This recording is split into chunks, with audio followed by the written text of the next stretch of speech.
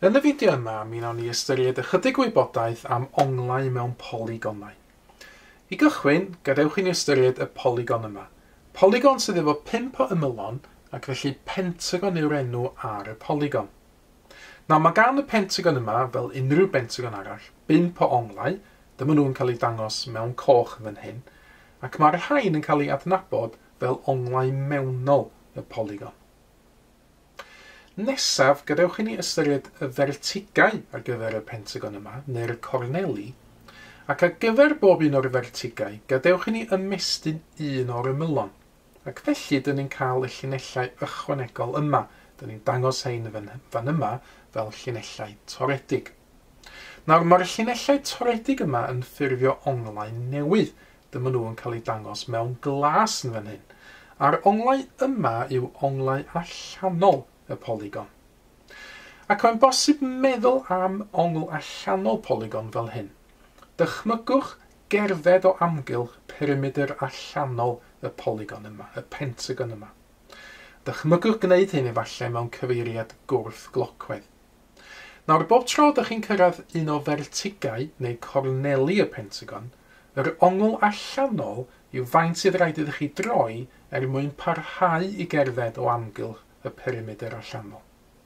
Ac os ydych chi'n dychmygu gwneud y taith yma, ac yn dychmygu cyrraedd yn ôl i lle nathach chi gychwyn, faint fyddech chi wedi droi o amgylch i gyd yw troad cyfan. Ac felly, cyfanswm onglau allanol unrhyw bolygon yw 360 gradd. Nid yw hyn yn dibynnu ar sawl ymyl sydd gan y polygon. Ar y llaw arall, mae cyfanswm yr onglau mewnol yn dibynnu ar y nifer o ymylon. Y fformula ar gyfer y cyfanswm yr onglau mewnol yw 180 gradd lluosif o n tynnu 2, ble mae n yn cynrychioli nifer yr ymylon. Ac felly, ar gyfer y pentagon sydd ar y sgrin, sydd efo 5 o ymylon, wel, byddai n yn hafelu 5 yn yr achos yma. Mae n tynnu 2 yn mynd i fod yn 5 tynnu 2, sydd yn 3. Ac felly, cyfanswm onglau mewnol unrhyw pentagon yw 180 gradd lluosif o 3, sydd yn 540 gradd. Na, pam fod hyn yn gweithio? Wel, eto, os ydym ni'n ystyried y pentagon sydd ar y sgrin yn awr, mae'n bosib hollti'r pentagon yma i mewn i 3 triongl, ac mae'r llinellau piws yma yn dangos hyn. Ar gyfer unrhyw hexagon, os yw hefo 6 o ymylon, byddai'n bosib holli fo i mewn i 4 triongl. Ar gyfer unrhyw octagon, efo 8 o ymylon, byddai'n bosib holli i mewn i 6 triongl. Ac felly, polygon cyffredinol, sydd efo n o ymylon, byddai'n bosib hollti'r polygon hwnnw i mewn i n tynnu 2 o driongla. A gan fod cyfanswm onglau mewnol unrhyw driongl yn 180 gradd, wel, polygon cyffredinol efo n o ymylon ac felly n tynnu 2 o driongla, mae'n rhaid i ni luosif ar 180 gradd mwyn ffeindio cyfanswm yr holl onglau mewnol.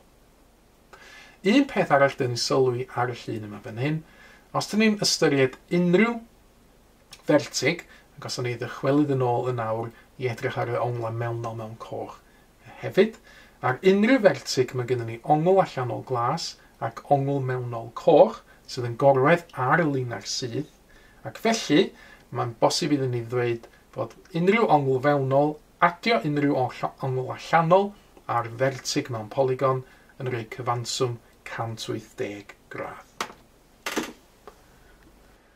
Nawr, gadewch i ni ystyried defnyddio'r wybodaeth ar y fformulau yma nawr i ateb ychydig o gwestiynau.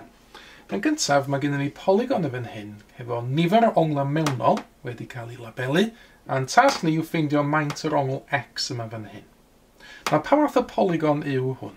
Os dyn ni'n cyfri nifer o ymylon, 1, 2, 3, 4, 5, 6, 7, mae hwn yn heptagon felly, 7 o ymylon, ac felly cyfanswm yr onglau mewnol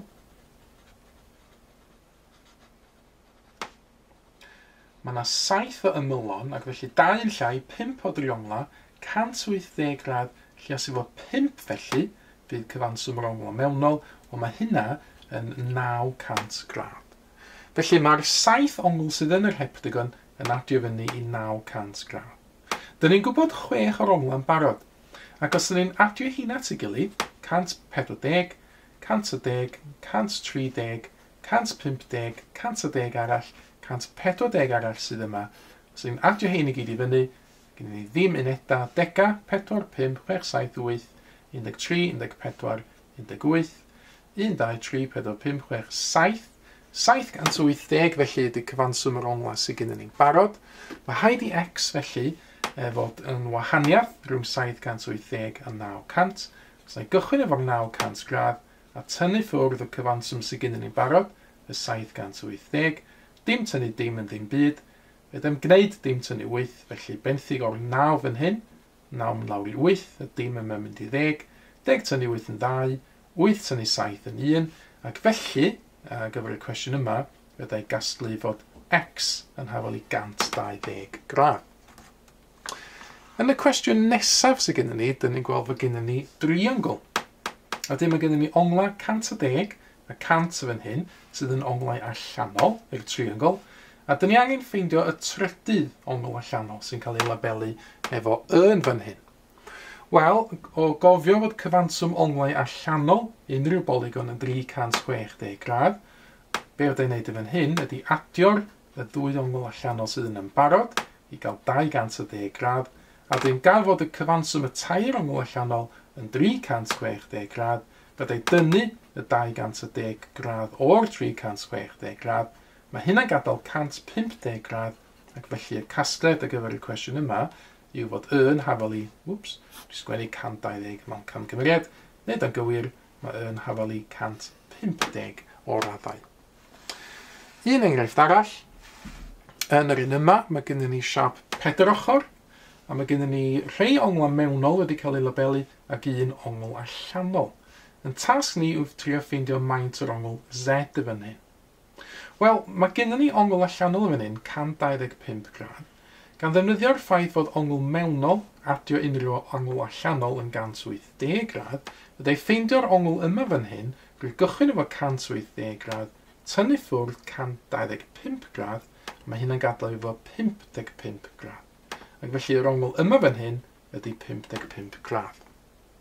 Beth gen i fan hyn ydy 4 ochr, siap efo 4 ochr, sy'n bosib hollti'r 4 ochr yn efo ni 2 driongl, ac felly cyfanswm yr ongl mewnol ydy dwbl 180 sydd yn 360 gradd. Ac felly, 85 adio 110 adio 55 adio beth i reid 360 gradd. Dyna di yn sialens ni fan hyn yn awr.